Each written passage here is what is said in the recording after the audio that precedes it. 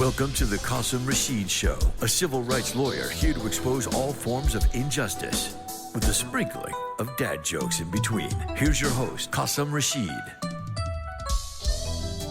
Good morning and peace be upon you this beautiful day, wherever you're tuning in from. My name is Qasim Rashid, and this is the Qasim Rashid Show here on Sirius XM Urban View, channel 126, the most awesome show in the multiverse. My friends, thank you for tuning in. We've got a great show lined up for today. Dr. Aqila Kadei is here. She's got a phenomenal book out called White Supremacy is All Around, Notes from a Black Disabled Woman in a White World. I'm reading it. It's fantastic, and I'm excited to have her on to talk about this. I also want to talk about Donald Trump with the election coming up and how this man is he's in a really interesting spot right now, because I define where he is now as cognitive decline and fascism incline. Like, he's losing his marbles, but his fascism is on full speed ahead. Like, it's on hyper acceleration.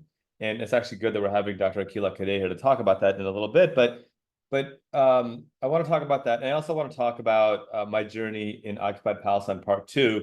I've been publishing a series on this, and it's been cathartic for me because I took a ton of notes, made a ton of video when I was there in Occupied Palestine, interviews, photos, and I've never taken those thoughts swirling in my head and put them down on paper. You know how everyone has their therapeutic way of relaxing? Well, for me, one of them, I have others, but one of them is writing. Others include running, lifting weights. But for me, writing is one of the most cathartic ways. And so for me, writing this stuff down, and I want to share it with you because I want you to see the firsthand experience I had, especially in light of Professor Ta-Nehisi Coates being accused of being racist and anti-Semitic. And, you know, his experience, if you haven't read The Message, you should. It's a phenomenal experience to read about and to understand. And I want to, and he kind of inspired me to write my experience as well. Why am I waiting? But I would really need people to understand what's happening on the ground in Occupied Palestine. We'll get to that in a minute. But for now, I want to talk about Donald Trump's cognitive decline and fascism incline. Look, bottom line is, we've always known that Trump has been a racist. This is not a controversial statement. From his time denying rental apartments to Black tenants in New York, to his time calling for the execution of the Central Park five Black and Latino youth who were innocent, to proudly proclaiming, quote, this is his quote, "Black guys counting my money, I hate it. The only kind of people I want counting my money are short guys that wear yarmulkes every day," end quote. To his repeated condemnations of Mexicans and Muslims and immigrants. Racist is what he's always been. Now, in clear cognitive decline, he's leaning into that racism to rally his base. And I need y'all to understand why he's doing it. Because if we give him a pass, we further enable his fascism. Legacy media, unfortunately, is giving him a pass, even as he cancels interview after interview after interview. But we, voters, need to make sure we do not give him a pass. So in these final days of the election season, Trump believes that his ticket to the White House is through demonization of minority communities. Most recently, he invoked a law from the 1700s, the one used to justify locking up hundreds and thousands of Americans of Japanese descent into concentration camps, to claim that he would commit similar atrocities against immigrants if reelected. He said, I quote, "To expedite removals of these savage gangs, I will invoke the Alien Enemies Act of 1798 to target and dismantle every migrant criminal network operating on American soil," end quote. Nonsense gobbledygook, but that is a fear-mongering, and his minion, Stephen Miller, has made clear that they're also working on stripping away citizenship from naturalized citizens as well. Now, never mind that in 1988, Congress formally apologized to Japanese Americans for the atrocities they committed, and Trump remembers that well because that was around the time he was calling for the execution of the Central Park Five, despite their innocence. But perhaps most frightening right now is Trump's influence on the masses is enabling more violence. FEMA reports that extremists inspired by Trump's disinformation campaign surrounding hurricane relief were unable to deliver aid because these armed militias, i.e. white supremacist terrorists, were threatening them with violence. They were hunting down FEMA. Let me repeat that. They were hunting down FEMA. Why? Because they believed Trump's lie that FEMA was out of money because it was spent on immigrants instead of on hurricane relief. In addition to his racism in general, his anti-Semitism is kind of taking new heights as well.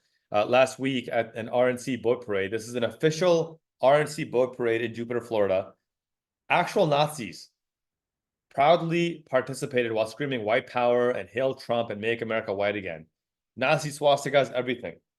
Trump's own family participated in this boat parade. The RNC chairwoman, who is his daughter-in-law, participated in this boat parade. And silence. Silence from Trump, silence from the media. No call to disavow or condemn these actual Nazis in this boat parade. And I guess that makes sense, right? The conventional wisdom is that you don't want to condemn the base of your party, which is what's happening here. But meanwhile, Trump's cognitive decline is just resulting in unprecedented cancellation after cancellation after cancellation. For the first time in a century, a party nominee for president canceled their 60 Minutes primetime interview. Kamala Harris took it. Trump backed out last second. In a recent town hall rally, he took 5 questions, and then he just spent the next 30 minutes dancing to music, kind of waving and floating back and forth. Surprising no one, the New York Times reported this accordingly. This is called sane washing. They said that Trump took only a few questions, and then he listened to music because it seemed more enjoyable. That is the way they sane wash this. Could you imagine? And I'm want to be clear, I'm extraordinarily critical of Biden, but could you imagine if Joe Biden had just done that, taken 5 questions, and then just kind of stared off into the distance and listened to music? There would be a collective stroke in national media. They would lose their minds. But Trump does it, not a big deal. Clear cognitive decline, not a big deal. He's even refusing friendly outlets. He, first of all, formally rejected a second debate against Kamala Harris, even though it would have been hosted by Fox News. And again, the only thing I can think of is his handlers know that they cannot allow him to face any kind of meaningful scrutiny. And I mean, given how devastatingly he was manhandled at the first debate against Harris, he's probably choosing self-preservation, which is probably a wise move politically. But I don't want somebody in the White House who's afraid of a debate on their values and on their positions. And then we find out that he held a so-called town hall with Fox News, but it wasn't a town hall. It was hand-picked Republican delegates in the crowd asking him questions and softball questions. These weren't like critical people. It was people asking him softball questions that were already going to vote for him. Look, the thing is that Trump has always and exclusively cared about Donald Trump. That's the fact. It's no surprise, for example, that he left thousands of his followers stranded in the desert in California after a late night rally. I think it's some Coachella thing, and then lied that there was 100,000 people that were out there. It was less than 15,000. This is, I mean, his lack of care for anybody is not a surprise to anybody except in the MAGA cult. To them, it's a surprise. But it's another example of what he will do should he re-enter the White House. He'll look out for himself, for his family, certainly not the American people. So in these final few weeks of the presidential election, expect Trump to yet again further lean into his racism and fascism. His hope is going to be to inspire his base to turn out in larger numbers, particularly in swing states, so he can ultimately lead the comprehensive implementation of Project 2025. We've talked about this. This is fascist plan for America. It is the end of democracy in America. It is the unholy consecration of fascism and the merging of religion and state. It will ultimately devastate not only the United States, but on a global scale as well. And legacy media remains asleep at the wheel. We're all worse off for it. And somebody pointed out to me on Twitter that it's not that they're asleep at the wheel, it's that they're complicit. They want this. They know their ratings go up when they can find something new to print that's going to outrage people. And that's exactly what's happening. A former NBC executive just apologized for making Trump seem like a successful businessman in the early 2000s.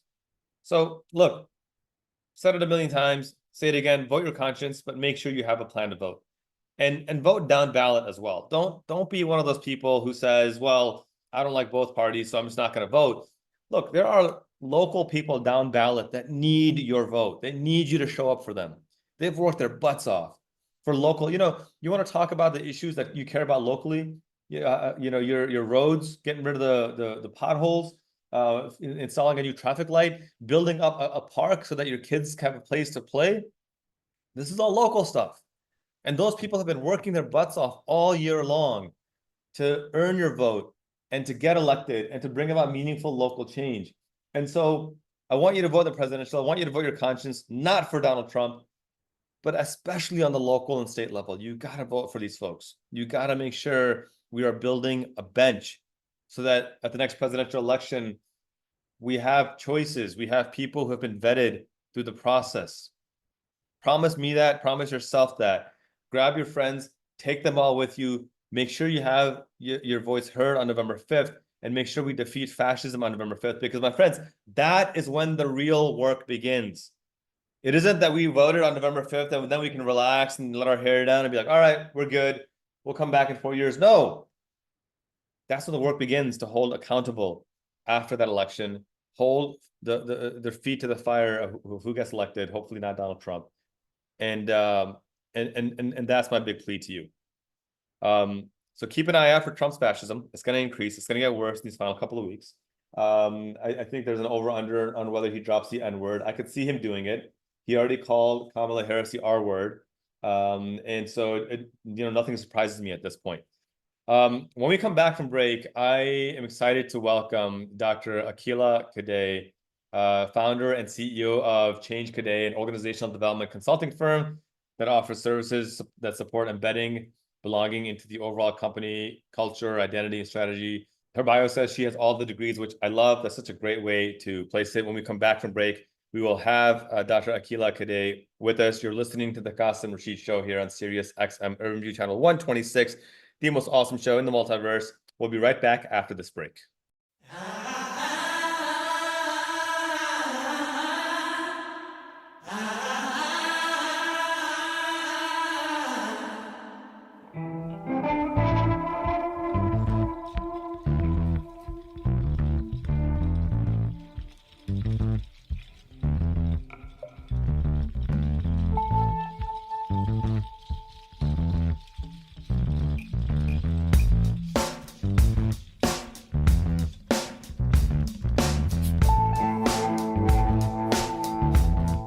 Welcome back. You're listening to the Qasim Rashid Show here on Sirius XM Urban View Channel 126, the most awesome show in the multiverse. I'm extraordinarily excited to welcome our guest this week. Dr. Akila Kadei is just a brilliant thought leader and someone that all of you should follow. I'm reading her book right now. White Supremacy is All Around, No Split Black Disabled Woman in a White World. She's the founder and CEO of Change Kadei, an organizational development consulting firm that offers services that support embedding belonging into overall company culture, identity, and strategy. She's a Forbes Next 1000 entrepreneur.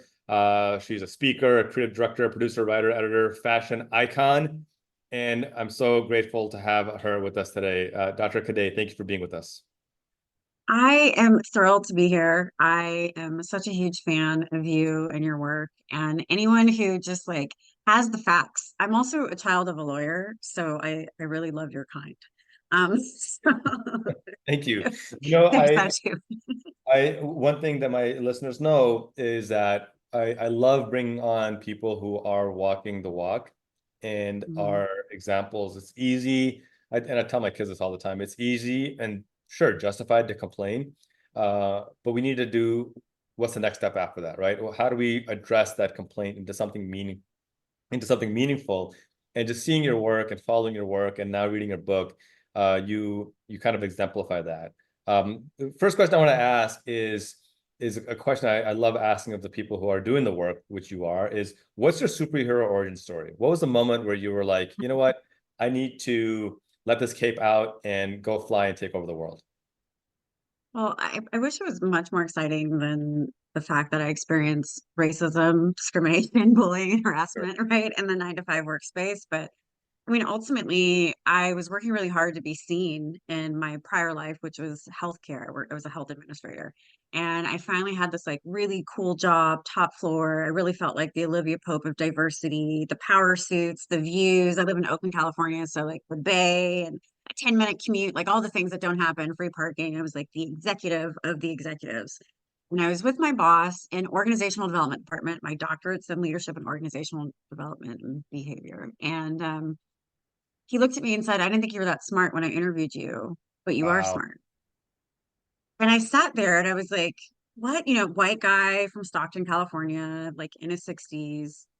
But here I am thinking, oh, I applied to this doctoral preferred position. I did all this stuff. I showed all my accolades. Like I did all the things, white people told me to do. I did all the things Yeah. my immigrant parent told me I did all the Right. things, Right. right, to arrive.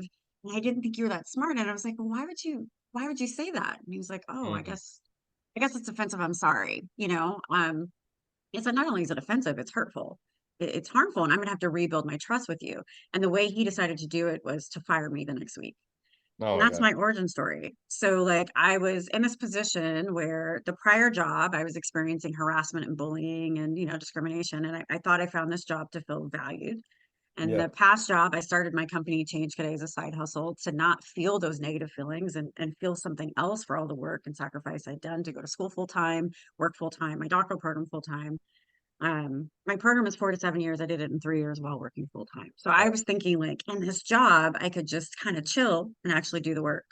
But instead, I was given a position to say, do I go back into a space that doesn't want to see me and go back Yeah. into a box that's unhealthy, that adds to the major depressive disorder I was diagnosed with for all the harm I was experiencing in the Yeah. workplace?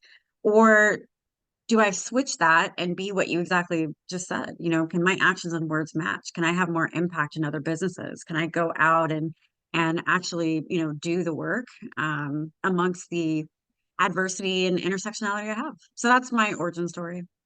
That's powerful. I appreciate you sharing that. And I think it captures why your book is titled the way it's titled, that white supremacy is everywhere. And you've relayed a story in your book about a Karen. Is it a real name Karen, or is that just a placeholder? No, that was It's a not a real name. I changed it. Yeah, I placeholder. did it for dramatic effect. It's effect. It's effective. But you talk about how Karen drops the N-word multiple times and is completely just unaware of her own stupidity. And then you Hmm. kind of go through the journey, and I gasped when I read your response to her email. Your first line is, "I'm unimpressed with your response." Like I was like cheering. I'm like, that's such a perfect response. And I see similarities between this older white guy who ended up firing you after giving you the backhanded insult to her. Hmm. It's this aspect of self-preservation, the self-preservation of white supremacy, right? He fired you, Yeah, I'm guessing, because he realized, oh crap, I messed up big time.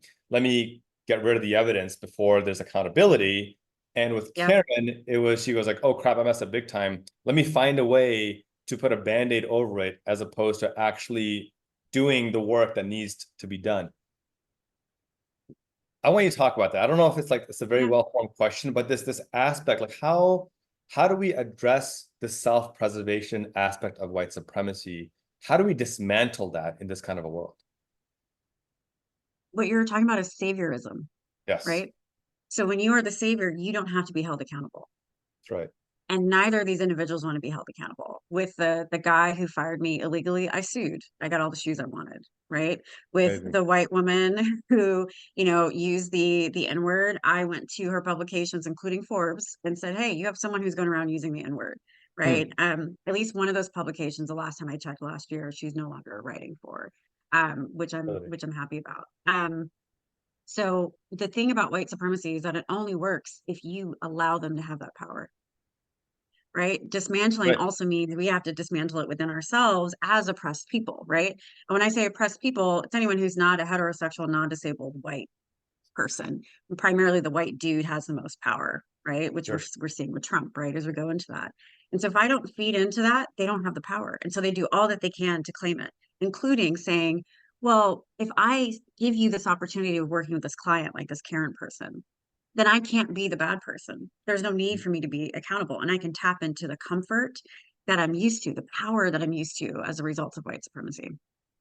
If you're just tuning in, we're speaking with Dr. Akila Kadei, who is a brilliant scholar of anti-racism. We're talking about her book, White Supremacy is All Around. And you on page 54, you make a really important point, make a lot of really important points, but this is the next one that caught my eye. Um, you say the Republicans are still here, Abbott, DeSantis, Taylor Greene. Do not get lost in the belief that because Trump is gone for now, that things will improve. And you look at, I'm writing an article right now about the rise in maternal mortality and how it's nearly doubled. And for Black women and Latino women, it's about 250 to 300% more than it is for white women as well. And it goes to a point that Dr. Michelle Alexander talks about in her book, The New Jim Crow, that white supremacy, she gives a birdcage phenomenon, right? Where it's, if you zoom in a birdcage, look at just one wire, and you say, how are you caged by this one wire? Just go around the wire, not realizing that you go around that one wire to the second wire, and you try to go around that one to the third wire, and you realize there's wires all around you. And when people talk about how, well, what do you mean racism is everywhere? Just go around this one obstacle. They're not realizing that, one, the obstacle shouldn't be there. And two, that's just one of 50, or 500 obstacles that impact every aspect of your life. And I love the point you make here. Now, with the prospect of Trump returning to the White House, what do you see that meaning for our country going forward? It's the thing that keeps me up at night. I don't think people realize that the Supreme Court has allowed immunity for a president, Yes. which means Okay. dictatorship is very real. Absolutely. There's no hidden message around dictatorship around the Trump regime, right? And when I say dictatorship, there's other Trumps. There's a literal Trump Jr., right? That could Yeah. continue this type of momentum. When there's no immunity, you can do whatever you want, right? So Yep. just as much as people are saying, hey, we need to have a third party now, hey, we need term limits, hey, we need all that. These are Yeah. true things. We Yep. can't get them right now in these 20 some odd days, but we can in 3 years while we prepare for that fourth year, right? For the election. It's the Right. same power that Trump has that we also have to use too. And so by having an opportunity where people are still very excited about Trump, we're in a position where we're losing all of the rights that we have really fought hard for, and many of them that still aren't codified, right? Are equal Yeah. rights, not codified, right? At all. So, Yeah. yeah, so when we get into it, as a Black disabled woman, I am fearful. Right now, I live in California, so I have a lot of protection, which is great. We have access to healthcare here, but I pay for a platinum PPO, the highest PPO, thousands of dollars, which I need Yeah. for my healthcare. It's already expensive. I have 18 comorbidities right now. So with the Affordable Care Act and Vance and Trump being incredibly clear of how they want to take that away, how am I going to get insurance? Yeah. How am I going to be able to afford it? And even if I had to go back to a traditional 9 to 5 job, who would want to hire me with all the health stuff that I Sure. have? Right? Yeah. Like, you know what I mean? And the discrimination, the bias, that my life is literally on the line. I had surgery 5 days ago. Like I can't fathom that type of world. And I just don't know, what to do. And then as a woman who is also family planning, what does that mean for me? Right? If Right. complications happen or if I have to use fertility treatments, what does that mean for me? As a Black person driving down the street who gets pulled over, what does that mean for me? If I know that my rights aren't protected, I can't be in that I don't have the privilege to vote for a third party, and I don't have the privilege to pretend and have fun voting for Trump. No, beautifully said and painfully said. I think I read that the ACA, Republicans have tried to repeal the ACA exactly 100 times, 100 votes. Yes. And they've all failed. And one got very close. John McCain gave the famous thumbs down, which if he had given the thumbs up, it would have kicked 20 million people off healthcare, including my family and I. We don't, I don't have a traditional 9 to 5. We rely on the ACA as well. My daughter Exactly. has an incurable disease, which the medication costs $250,000 a year for it. Mhm, mhm. Without the ACA, we're done. And it's absurd to me. It's beyond offensive to me to tell an 8-year-old girl, pull yourselves up by your bootstraps. It's beyond the pale. Let me dive a little bit deeper into this, because I think one area, and I'm asking because I know you've done a phenomenal job in the space, but I think one area where people on the left have a blind spot is looking at our own politicians. And Mhm. I look at Biden, for example. I'm extremely upset at Biden right now. Um, you dropped Same. out at the last minute when you ran in 2020 on being a one-term president. You gave Kamala Harris 100 days, whereas she should have had a year and a half, 2 years. American people should have had 2 years to pick their nominee, and it probably would have still been Harris, but she would have been much more vetted. The country would have gotten to know her better. We wouldn't be in this, tight horse race that we are in right now. And then you see certain policies of his. And one thing I love about your book is that you obviously center Black women, Black people in general, but you don't ignore AAPI, you don't ignore Latino, you ignore BIPOC communities thoroughly, meaningfully, comprehensively. And I look at, for example, what's happening in Palestine and Gaza right now, and how a Biden aide said that there's no circumstance where they would cut aid, military aid to Netanyahu to keep bombing Palestinians. To me, that's white supremacy, right? I can't imagine a 100%. scenario where somebody's bombing a European country. I mean, we're sending Ukraine how much when they're being bombed? And I'm glad we're defending Ukraine. That's fantastic. It's great. But can you Right. imagine a scenario where somebody is an ally of ours is bombing the UK, and we say, no, we're going to keep funding that ally, even though they're bombing the UK. It's absurd to me. And Even though there's humanitarian law, even though there's literal federal legislation that says if humanitarian aid isn't provided, right, that's right. from America, we're talking about US, if Exactly. humanitarian aid is not provided, then we can't give you weapons. We wrote those rules down. It's the military has to follow those rules. And you know what we're saying? Hey, you're probably just kidding. We're going to give you 30 days, okay? Yeah. Just It's because we love mind-blowing. you. Yeah. It's crazy to me. And so I would love your, I mean, you've already talked about it a bit, but like, how do we emphasize the importance of that? Because on one hand, here's what I don't like about this. Aside from the obvious, here's what I don't like about this scenario. We both agree that what's happening in Gaza is horrifying. We're violating our own laws. We shouldn't be doing it. On the other hand, the points that you've brought up about, hey, my own life here is at risk if Trump gets reelected. It's a really crappy situation to force people into. It's a terrible situation to force people into. Horrible. And my DMs are blowing up constantly with, what do I do in this situation? And I tell them, look, vote your conscience, vote down ballot for sure, because Lord knows the majority of policy is set on the state and local level as well. And those people need your Absolutely. votes too. But how do we grapple with the fact that white supremacy is why Donald Trump exists, and white supremacy is why we're continuing to indiscriminately bomb Gaza with US tax dollars? So we have to go back to the origin story of this country, right? The founding fathers were heterosexual, non-disabled white dudes who were landowning, and many of them were enslavers. Most of them Yes, were, that's right. right? So the whole country was founded not for us, not for oppressed people, not for LGBTQ plus, not for BIPOC, Black, Indigenous people of color, not for disabled, not for women, right? So Yeah, fundamentally, America is doing what America is doing, which is making sure the white guys are fine, yeah, right? The white guys like their relationship they have with Israel.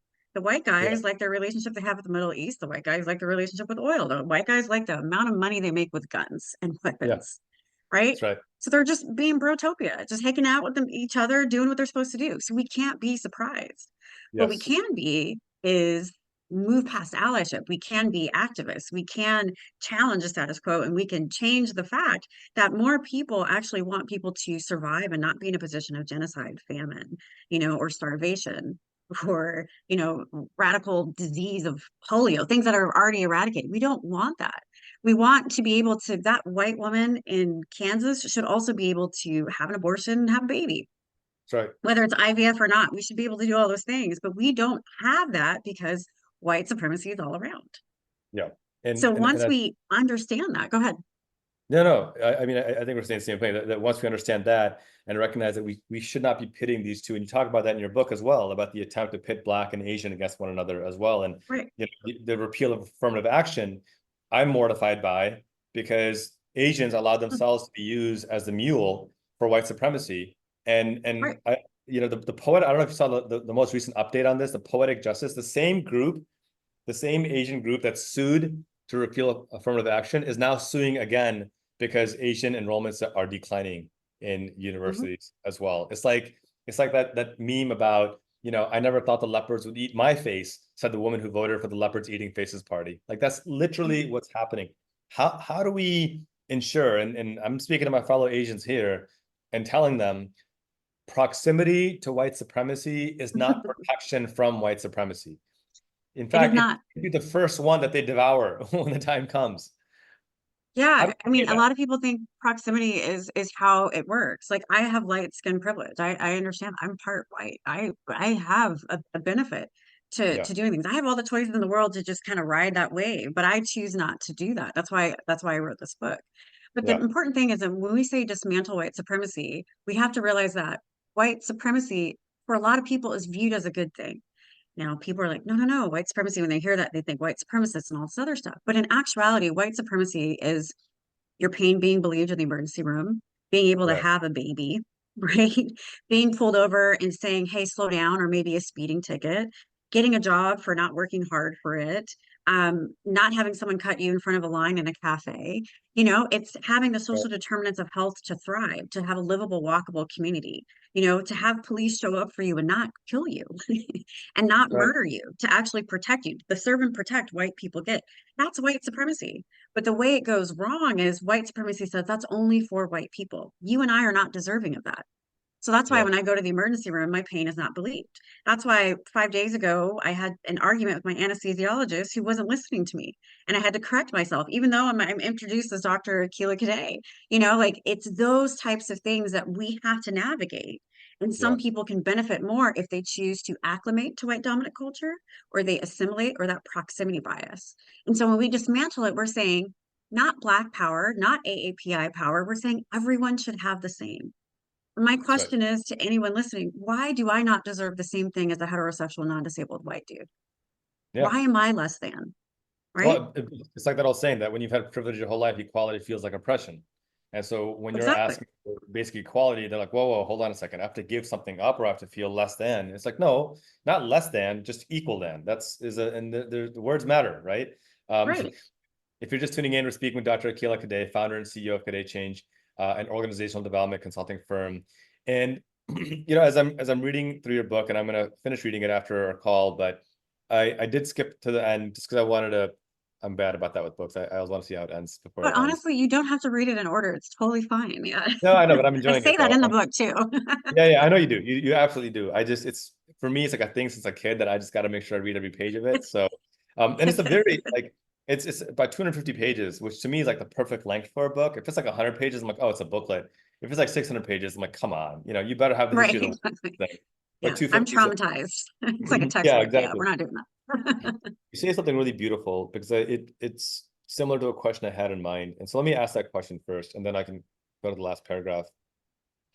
You related your experience, and I think every Black, Indigenous person of color has an experience where they say something backhanded to you, like, "Oh, you're smarter than I thought you were." I was a Mhm. diversity hire when I was the only one of three non-white people in a 400-person legal department and the only Asian.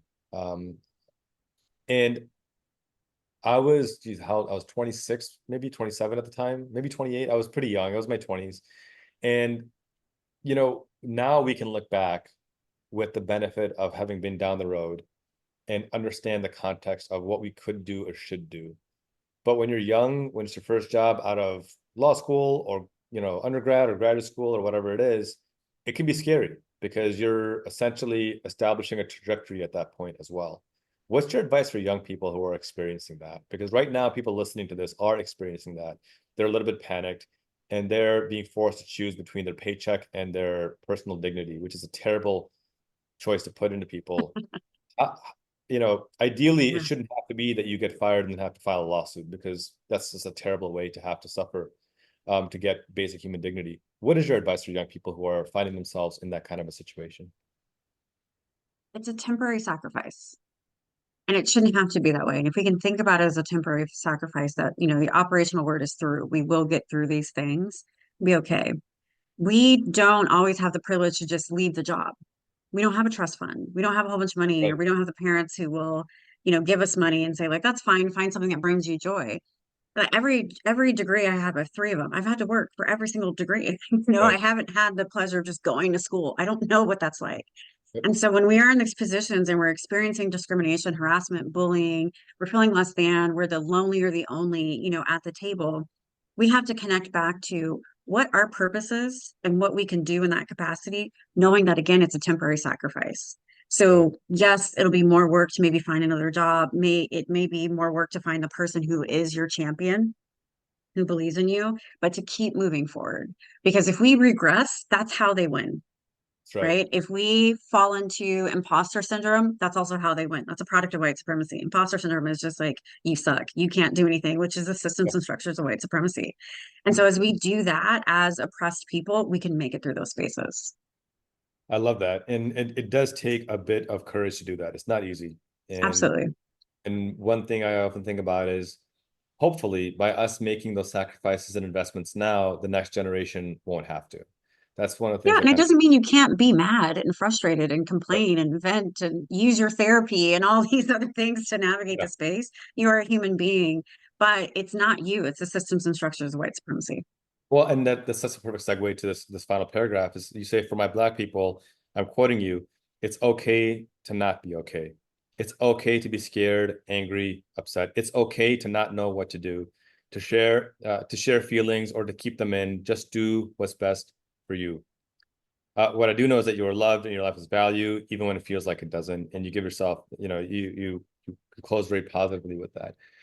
That's important to hear because I think sometimes we look at social media, we look at the world, and we see people dressed in a nice attire and think, man, they've really got it put together. Why can't I have it put together like that? And the reality is, most people don't have it put together. They're putting on a veneer and a show. And some people are fortunate enough to read something like this and recognize that, oh, it's actually not a sign of weakness to not be okay. It's a sign of healing to become stronger on my own terms. And I think that's such, I Mhm. just want to thank you for that lesson because it's always good to hear that as well. What inspired you to Yeah. close the book with that? Selfishly thinking about the lived experience I know the best, and that's being a Black person in this world. The intersectionality of being a woman and disabled and being a Black person has been very illuminating. I've only been disabled for 7 years. Yeah, And for those listening, I don't have it together. I've already said it. I'm recovering from surgery. I had my insides ripped out a few days ago. I have a heating pad on my lap. yeah, I'm outside of that, I'm always constantly in chronic pain. I've lost a lot of business because I believe in the liberation of Palestinians or any oppressed person. I've had to restructure my business. I'm rebuilding. I'm finding ways to show up in this world that no longer cares about me. Like even with this book deal, I got this book deal in 2022. White people were into me in 2022, maybe not yeah, so much now in 2024. And that's kind of changing as we're in this election state with, Kamala Harris. But I don't have it together, but I keep moving forward. And I find ways to keep being amazing, amongst yeah. it all.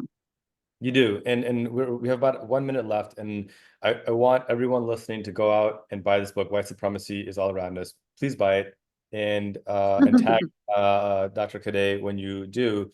But if in this last 45 seconds, if you could share, how can folks find you? How can Yeah. they support your work, and what can they do? If you're, especially if you're a white person that wants to be engaged in anti-racism, how can they meaningfully take action? So at Change Cadet, the word change, CADET is how you can find me on all platforms. White Supremacy is All Around is available on all platforms. Highly recommend you read the first chapter, White Women Are Exhausting, White People, and get into it and see how you can not be that person. Your actions and words have to match. You have been in a position of comfort for way too long. Qasim and I, we were always in a position of learning how to be comfortable, being uncomfortable, and we role model that on a daily basis. And you can do that too. And believe it or not, with all the power and privilege we have and the reach that we have, a white person who has significantly less reach than us can have more impact. So I Right. want to encourage you to do the work today and always. Dr. Akila Kadei, thank you so much for being with us today. We hope to have you back soon. Thank you. I will also say as we say goodbye to Dr. Kadei, something that she didn't say, but I think is important. Invest your resources, guys. Invest your resources, your money into people like Dr. Kadei. Money Oh, yeah. talk, and the kind of world we create is a reflection of how we spend our money. Invest your money in Dr. Kadei. You're listening to the Qasim Rashid Show here on Sirius XM Urban View Channel 126, the most awesome show in the multiverse. We'll be right back after this break.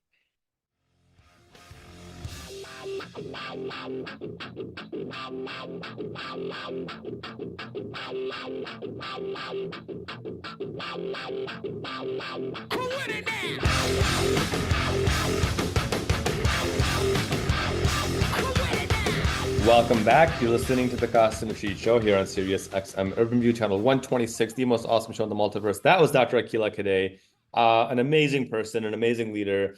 Go buy her book. It's available wherever books are sold. Follow her on social media, on Instagram, and support her work. This is part of the conversation, right? It's not just about reaching out when things go wrong. It's about how you build yourself up, how you be more accountable and proactive in this space. Being an anti-racist means being proactive. And if you're not Black like me, if you're white, then we owe it to ourselves, owe it to our communities, owe it to the next generation to be more active in this space. And Dr. Akila Kadei is an excellent example of someone that we can support, who's doing the hard work, who has done the hard work, and someone we should continue to elevate. As we close out, I want to talk about my journey to Occupied Palestine. I've been publishing a series on my Substack, which is now a bestseller status. So go to qasimrashid.com/subscribe and subscribe to my Substack. If you're listening to this on Substack, hit that subscribe button as well. But I wanted to share this because storytelling to me, as we just learned in this past segment, is how we build communities, how we build humanities, how we recognize and humanize people as well. And so in part one, I talked about the experience I had being forced to show my papers at gunpoint to an Israeli soldier. In part two, we visited Hebron in occupied Palestine. And I'm just going to read kind of from my perspective. I walk up and I see this kid who couldn't have been more than 17 or 18, a kid by any measure. His eyes lit up when he saw me. "Brother, are you Muslim?" he asked. "Yes, assalamu alaikum, brother," I replied. "Wa alaikum assalam. What is your name, brother?" "My name is Qasim." "And are you here from America, brother Qasim?" "Yes." "Come, let me show you Hebron. Let me show you my city and our famous mosque." I smiled at him and nodded, and we began walking together. The famous mosque he referred to was the Ibrahimi Mosque, a sacred and ancient mosque that is said to be the final resting place for Prophet Abraham, his wife Sarah, their son Isaac, and grandson Jacob, and their wives Rebecca and Leah, respectively. An ancient mosque revered by Muslims, Christians, and Jews alike. Tragedy struck when a terrorist attacked the Ibrahimi Mosque in the horrifying 1994 Cave of the Patriarchs massacre, a massacre executed by American-Israeli physician Dr. Baruch Goldstein, who dressed up in an Israeli military uniform and opened fire on Palestinian Muslims as they worshipped, killing dozens and injuring hundreds. Goldstein committed his terrorist attack during the holy month of Ramadan. And his terrorist attack was not unexpected. He was a member of a known U.S. State Department designated Zionist terrorist organization called the Koch Movement. In 1981, the New York Times published a letter to the editor from Goldstein where he wrote that, quote, "Israel must act decisively to remove the Arab minority from within its borders," end quote. And even as he worked as a physician in Israel, Goldstein reportedly refused to treat Arabs, even Arabs serving in the Israeli military. Then in 1993, Goldstein acted decisively and committed an acid attack on Palestinians at the Ibrahimi Mosque, assaulting 6 worshippers. And despite warnings to the Israeli government from its own intelligence agency, Shin Bet, that Goldstein was an existential threat to Palestinians, that he was a terrorist, the Israeli government took no action whatsoever to hold him accountable. Thus, Goldstein's 1994 attack was his second attack, and the result of the abject disregard for the safety of Palestinians living on their own land. On that fateful day, on February 25th, 1994, Goldstein murdered 29 Palestinian Muslims as they worshipped and injured 125 more. He was finally subdued and beaten to death. Now, one would think that Goldstein is today derided as a racist, terrorist, and mass murderer that he was. And certainly many accurately deride him as that. Still, I was disturbed to find in Hebron an altar built in honor of Goldstein. Unless anyone claimed that this is a one-off, the altar is built opposite the Mir Kahain Memorial Park in Kiryat Arba, an illegal Israeli settlement next to Hebron. An entire memorial built to Rabbi Mir Kahain, the founder of the Israeli far-right political party, Koch, which is the aforementioned U.S. State Department designated Zionist terrorist organization, of which Goldstein was a devout member. And as we watched and observed Goldstein's tomb, we witnessed illegal Israeli settlers arrive to pay their respects and prayers for him, praising him as a hero of Israel. Indeed, inscribed on Goldstein's tomb in Hebrew is, quote, "He gave his life for the people of Israel, its Torah and land," end quote. Just pause for a minute and imagine building a monument to Timothy McVeigh right next to the Oklahoma City building. That's what's happening right now. As I exited the Ibrahimi Mosque, my host greeted me with a smile and continued the tour of his home city, the city where he was born, raised, and had never left. We walked a few hundred meters down the street, past where we initially met. Momentarily distracted, I looked down on my phone to respond to a text message, and I kept walking. As I looked up, I noticed my host had vanished. I suddenly walked alone. Bewildered, I turned around and saw him standing about 25 meters behind me. I waved my arm and motioned for him to come and continue our conversation. Come back, brother. I cannot walk to you, he yelled at me. Confused, I walked back towards him. What do you mean you cannot walk to me? Come, I'm enjoying our conversation. Let's continue. I arrived back to the imaginary line that my host seemed unable to cross. Like a mime stuck in a box, he could not move forward. But as we spoke, an Israeli family walked past us, impervious to the imaginary line blocking my Palestinian host. But you don't understand, Brother Qasim. I cannot cross. They will arrest me. Who? Who will arrest you? Them. He pointed to the Israeli soldiers dressed in full uniform, armed to the teeth with assault rifles. Don't worry, brother. Come with me. In my ignorance and foolishness, I believed I had some ability to protect my host from the Israeli military illegally occupying Hebron. Or perhaps I found it so incredulous that a Palestinian born and raised in Hebron could not walk in his own city without being arrested simply for the crime of walking while Palestinian, that I forced myself to believe that there must be some other explanation. He said to me, no, Brother Qasim, you don't understand. I cannot go any further than this location.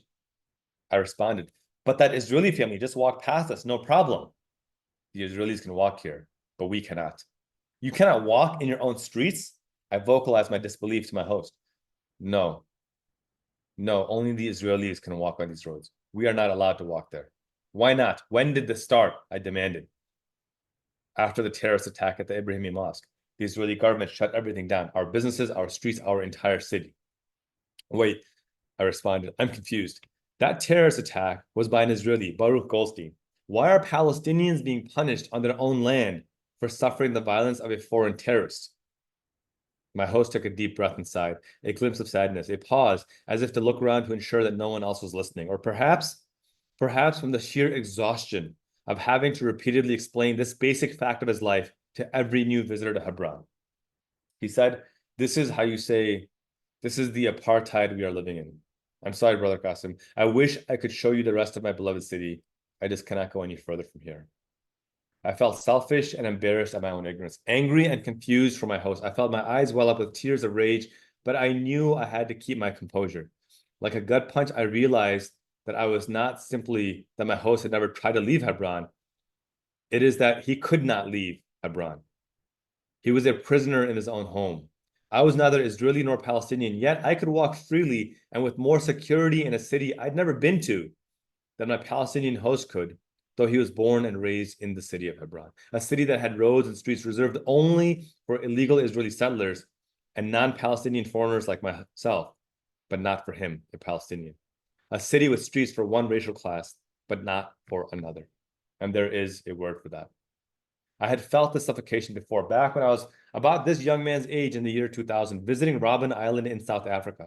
I heard directly from former political prisoners who suffered alongside Nelson Mandela about the apartheid conditions under which they existed. And as I heard my Palestinian host describe his life in Hebron, my mind conjured up those reflections of apartheid South Africa, and indeed of Jim Crow America. Suddenly, my host made a comment laced with urgency that made me snap out of my self-pity. Brother Qasim, I have to go. I cannot stay here. They're coming. Who's coming? I turned around to see Israeli soldiers pointing at us, walking towards us. I looked back and my host walked away as quickly as he could with his head down, trying not to draw any additional attention to himself. He'd been afflicted by a fear I did not realize at the moment, but soon would. I thought about calling out after him, but I didn't know what I would say. I turned back around to see myself surrounded by Israeli soldiers, rifles at hand, demanding I show them my papers, or else. And that's when they found out I was born in Pakistan, a country that does not recognize the state of Israel, and they were not pleased. That's the end of part 2, my friends. I'm going to have part 3 published soon. You can subscribe on Substack to get them. But these are deeply emotional for me, deeply painful for me to relate, because I'm sitting here comfortably in the United States, and I think about that young man often. I think about the fact that I can't even share his photo or name because he might get targeted in the West Bank and killed. And I think about the fact that so few people know these stories, and that's why it's so important that we continue to elevate and talk about these stories. All right, my friends, thank you for tuning in to this week's show. You know how much I appreciate you. If you're listening on Substack, make sure you hit that subscribe button. Be sure to follow us on social media at Qasim Rashid across all platforms. You have my promise to continue to advance a show that builds on compassion, on justice, and on accountability for those in power. Got a great show lined up for next week. It's going to be a much deeper dive into the history of Israel and Palestine and a much deeper analysis of the election coming up. Be sure to tune in, same time, same place at 10 a.m. on Sunday on Sirius XM Urban View Channel 126, the most awesome show in the multiverse. My friends, be fierce, lead with compassion and justice, and continue speaking truth to power. Till next week, peace.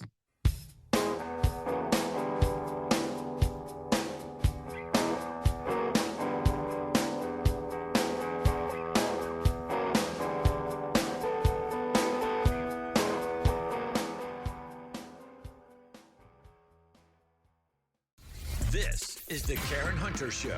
We're talking powers and becomes action. Let's stop doing black, ADOS, I'm from this, I'm from that, you're African, I'm Haitian. I don't care. They didn't ask Mike Brown what language he spoke when they killed that 18-year-old, Abdou Diallo from Africa, and George Floyd. They didn't care where he came from when Derek Chauvin and those 3 other police officers deprived him of his life. He's black, and the world saw that. Let's keep it simple. The Karen Hunter Show, Sirius XM's Urban View.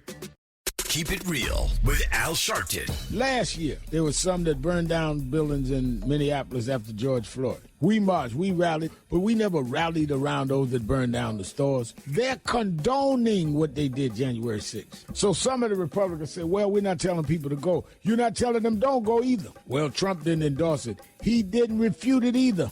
Keep it real with Al Sharpton. Weekdays, 6 p.m. East on Sirius XM's Urban View, where talk empowers and becomes action. The Lou Hutt Show with financial expert Lou Hutt. Tax avoidance, that's the use of legal methods and strategies for reducing taxable income. Perfectly legitimate. On the other hand, tax evasion can put you in jail. It's hiding assets. It's camouflaging information in order to dodge tax liability. Tax evasion, we're not in that game. The Lou Hutt Show, Sirius XM's Urban View, where talk empowers and becomes action.